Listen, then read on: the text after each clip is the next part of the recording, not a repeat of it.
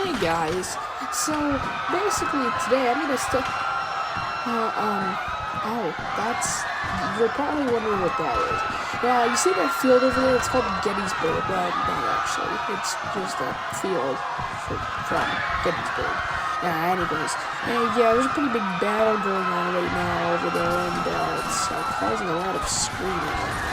It's kept me up for a couple nights, but you know what? I don't think it's going to get in the way of anything, so let's move on. So, if you're wondering about the Battle of Gettysburg, which happened from about July 1st to July 3rd in 1863, to most, it's considered about just the most important, battle or thing of the Civil War. It's kind of like a turning point. And it was kind of it was fought after a good battle after Robert E. Lee took over Chancellorsville. So, Robert E. Lee decided to take his army into Northern Virginia.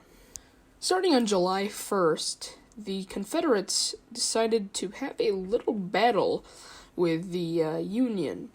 And it was all commanded by General George G. Meade. I don't really know if that's the right thing. And it was taken to Gettysburg. And the next day, right after that, it was a pretty big fight. In fact, it was one of the bigger fights. The Confederates attacked the Federals. And on July 3rd, Lee ordered an attack of less than about 15,000 troops. And this is called Pickett's Charge. Hey, guys. What's up, General Lee? Yeah, so I got an idea. I have a big idea. Really big idea. What if we take, these 15,000-ish troops, and we just send them over there? And then, it's like a charge. Yeah. So, basically, after that, it pretty much failed. And, they had to return the army on July 4th, and they were pretty, bumped up, bruised, took a little beating. Now, Robert wasn't too happy ever since, the fact that he just absolutely annihilated them in Chancellorsville. So let's rewind a little bit. On the first day, or July 1st, the Potomac Army was on its way, and Lee was going to assemble his army on Gettysburg.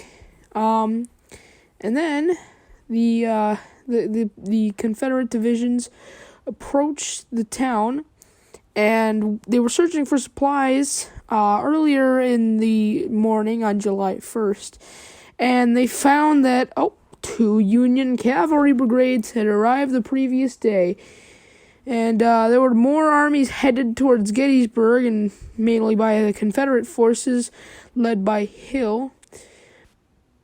And they were able to drive the outnumbered Federal defenders back through the Cemetery Hill located half a mile to the south. Then Lee over there decided, these guys, they're not doing so well, so let's attack Cemetery Hill. And then there was this guy, he was like some general or something, his name is Ewell, and he decided, nope, we should not do that, so he decided not to, because he thought they were too strong. By early morning on July 2nd, the Union Army had established a strong position from Culp's Hill to Cemetery Ridge. Lee kind of looked over his enemy's position and determined, that army guy, he was probably wrong, so let's just attack them. It's not going to be a big deal, right, guys? Right? So he told this guy, James Longstreet, to attack the Federals, on the left, and then these Ewells, they would just, the people who were with Ewell, they decided to attack towards the right, near Culp's Hill. And he was like, guys, get into positions really early so we can, lead an attack on them while they're tired or something. Yeah, they didn't follow that order. They got into position at 4 p.m. And over several hours, it was just a bloody warfare, This guy, Sickle, he had, this line or something, I don't know. It's basically where a bunch of army people were, and they were defending this big line, and it had it stretched from this nest of boulders known as Devil's Den into a peach orchard. That's kind of a drastic difference. It's simply called Devil's Den to a place where peaches grow. And as we all know, they lost pretty not so good. Yeah, they didn't do too well. They lost the boulder thing in the peach farm or whatever it is. And Ewell's men had already advanced on the Union forces at Culp's Hill and East Cemetery, and they got their attack stalled by dusk. They both suffered really, really bad losses, about 9,000 casualties on each side, and the combined casualties from 2 days of fighting came to nearly about 35,000. Yeah, that's a lot of people dead from a little fight over a town, and some civil rights, some stuff like that. And by this point, it's not even surprise what happens. Early on the morning of July 3rd, Union forces decided to push back against this Confederate threat against Culp's Hill.